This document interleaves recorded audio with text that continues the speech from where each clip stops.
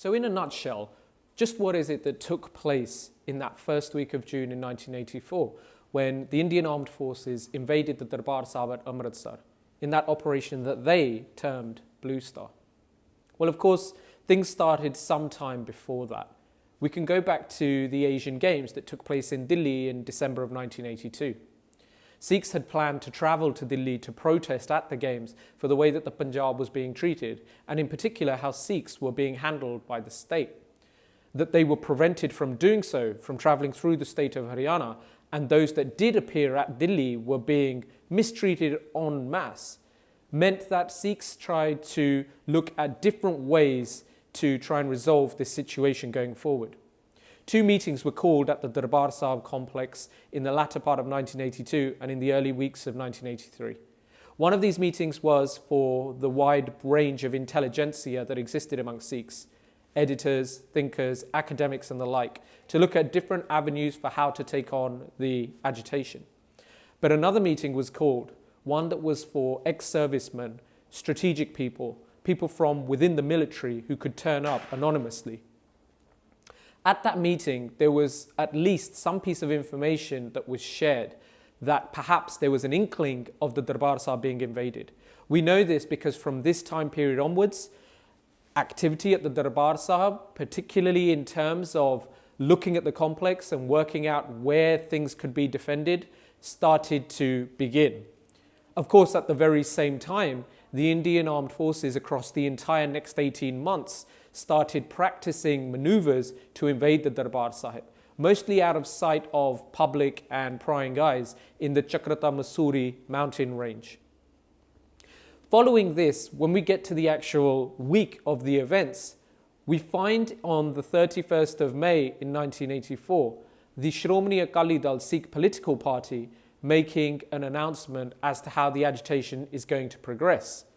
They made a revelation to state that from that moment onwards, Sikhs would refuse to pay land and water bills. But most importantly, that a few days from then, all grain shipments out of the state travelling across the country would be prevented. That was massive because it accounted for something like 60% of India's entire grain output. The fact that the Darbar Sahib invasion coincides with when this activity was supposed to begin on June the 3rd is no coincidence. The next day, we know that on the 1st of June, some 7 hours worth of firing on buildings around the complex takes place by the army that has now amassed into the tens of thousands around Amritsar. No less than 300 bullets are found within the Darbar Sahib itself. By the next day, Amritsar had become a restricted area and it was a no-go zone. And by the 3rd of June, when the invasion started proper, there was a complete media blackout. What we start to see then on the 4th of June is the operation as we all understand it. Bombs began to drop, firing began, and some troops started to move into the complex. Within the complex itself, there were masses of everyday Sikhs who had attended since as early as the 1st of June for the martyrdom of the 5th Guru Nanak, Guru Arjan Dev. That these people had been allowed into the Darbar Sahib on that day, but had since not been allowed to leave is again no coincidence. And it meant that the death toll following the invasion was that much higher.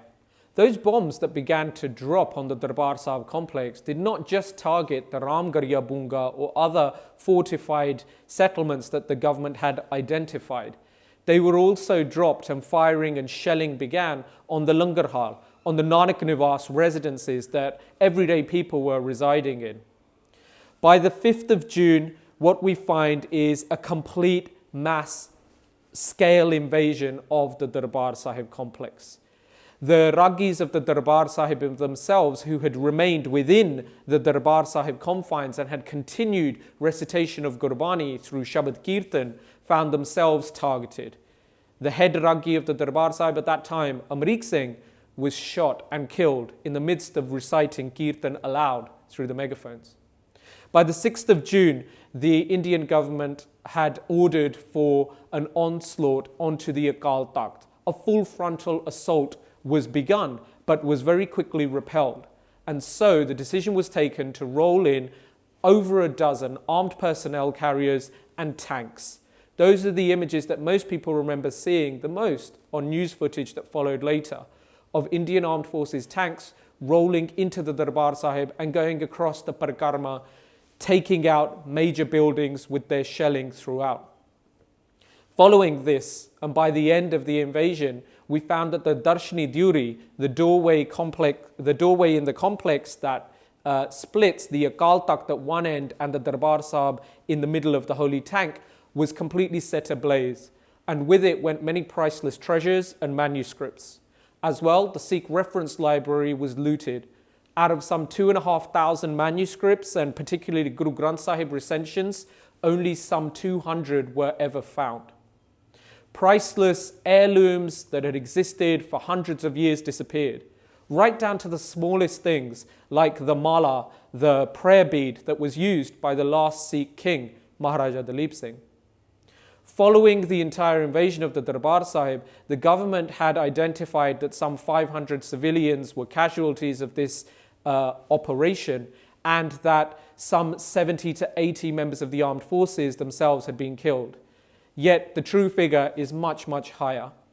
Many authors and human rights organizations have picked the figure of people killed as being above 20,000.